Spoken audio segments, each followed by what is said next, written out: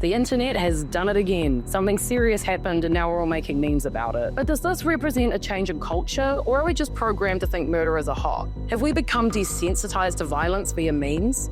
And was there really a lookalike contest for a suspected killer in New York City?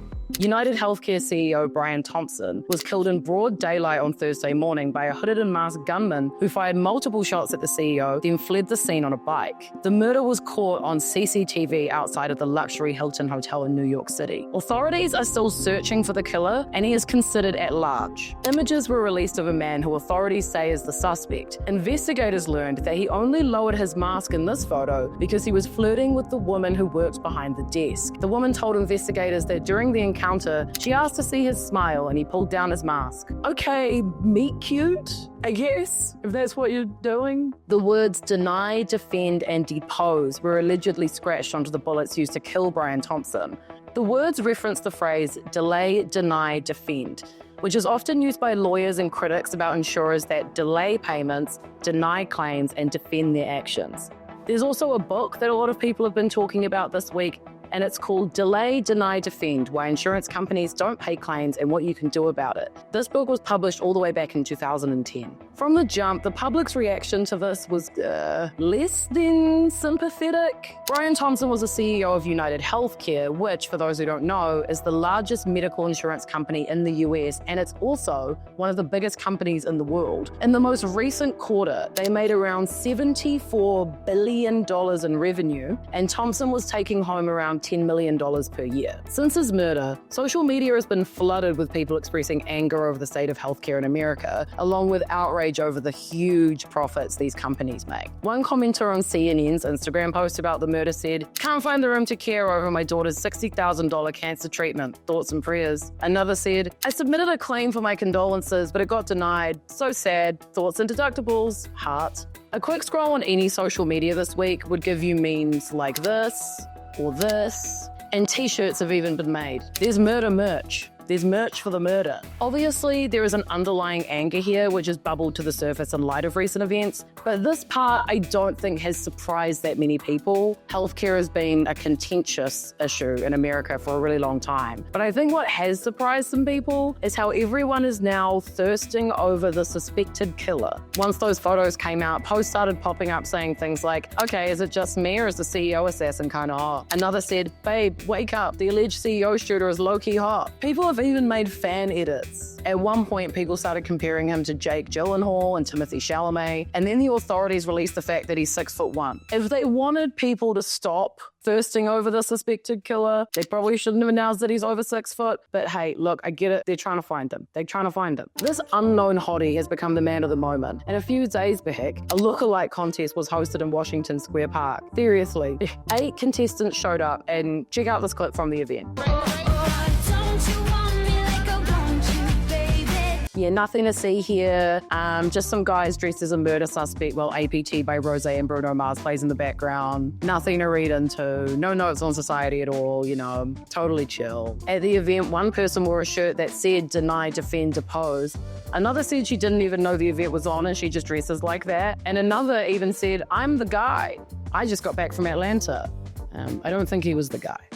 There have been some mixed reactions to the lookalike contest, with a lot of people feeling like it's taking things maybe a bit too far. American rapper and singer Russ said on X, "People in my mentions trying to tell me that pop culture pages reporting on a lookalike contest of a murderer is normal, LeMayo. Absurdity continues to get desensitized. We're living in a new season of Black Mirror." Lookalike contests have become a trend this year, and we've seen everything from Timothy Chalamet to Bok from Wicked. And it's definitely not the first time either that the public has called a murderer hot or have become infatuated with some sort of attractive criminal. But why is this? Why do people fall on their knees for convicted criminals with nice eyes? Is there an underlying reason here? Yeah, there is. And there's even a name for it. Hybristophilia is a paraphilia involving sexual interest in and attraction to those who commit crime. So think of like Jeremy Meeks, the hot felon that went viral back in the day, Jeffrey Dahmer, or the Menendez brothers. People are always calling them hot not, even though they did objectively terrible things. And then Ryan Murphy keeps making their lives into like a sexy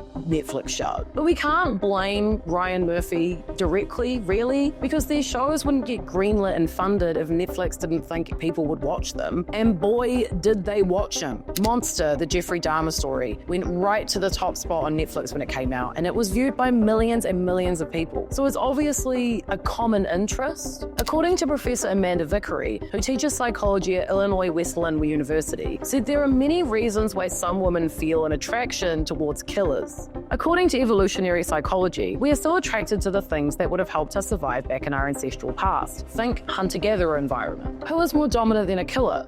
So while consciously it makes no sense for a woman to be attracted to a killer, especially who has killed other women, our subconscious mind doesn't always make that distinction. That makes sense, I guess. Like, you want a man who'll look after you, and I guess this one would like at least kill your enemies.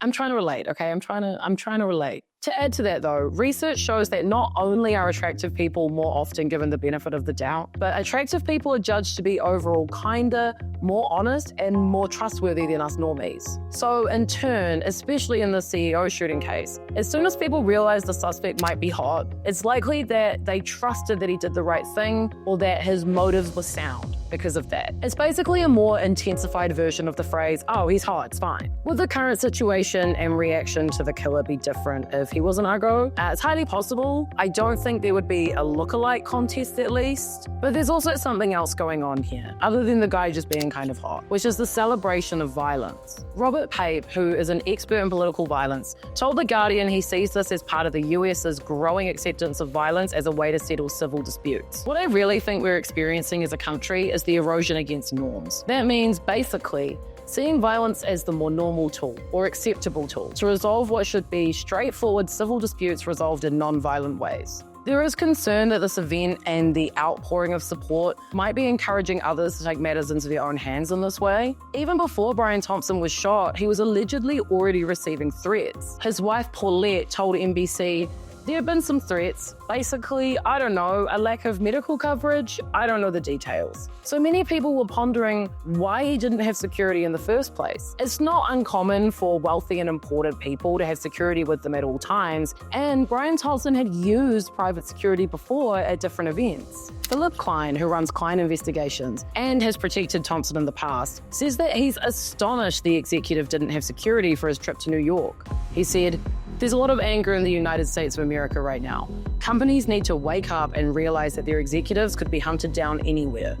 Klein also says he's been loaded with calls since Thompson was killed, which shows that high-ranking CEOs around the country are frightened and that they're willing to invest millions into their security. There's so many different ways to look at the events of this week, and it's likely, like, if you ask 10 people their opinion, you're probably going to get 10 different answers. But honestly, the reaction to Brian Thompson's death is a complex reflection of modern culture. On one hand, it's clear that anger towards big corporations, especially the ones that control healthcare, is bubbling over. The memeification of his death, coupled with the bizarre obsession with the alleged killer's appearance, highlights the strange intersection of desensitization and fascination with violence in today's society. Whether it's through dark humor, the glamorization of criminals, or the growing tendency to view violence as an acceptable form of protest, the lines between right and wrong are becoming more blurred and confusing. What's more concerning, though, is the possibility that this kind of public spectacle and the rise of similar incidents could encourage people to think of violence as a way to solve their problems. While the internet is always going to continue to make light of serious issues, the reality is that deeper conversations need to happen around the way we view both power and violence in our society. The past few days could be seen as a bit of a wake-up call, one that demands reflection on the underlying issues driving these reactions and the consequences they might have for society as a whole.